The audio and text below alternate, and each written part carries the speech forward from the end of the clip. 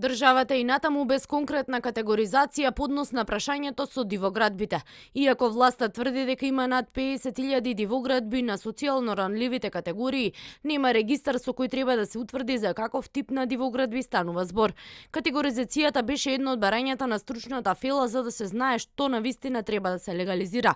Од Министерството за транспорт и врски се надеваат оти регистарот сам ќе се создаде откако новиот закон кој го спремија ќе почне да важи и граѓаните ќе почнат да ги пријавуваат дивоградбите за легализација.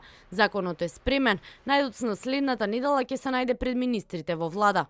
Целосно го затегаме законот до аспект да било каков тип на можни злоупотреби утре не се случат и аспектот на тоа дали еден член, еден граѓанин може да поднесе едно барање за ставање во правна рамка на бесправно изграден објект. Тоа е исто така беше тема на дискусија и нешто кое што ќе биде прифатено.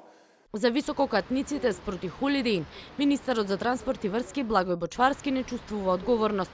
Ресорниот министер вели, тие како министерство немаат надлежност да блокираат или стопираат урбанистички планови на било која општина. Според Бочварски, треба точно да се лоцираат штетите по јавниот интерес.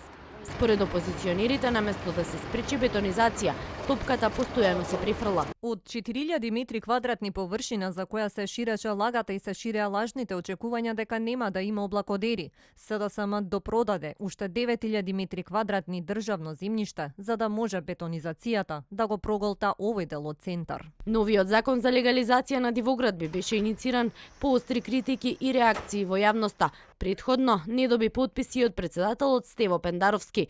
Новиот закон во собрание ќе оди по редовна постапка.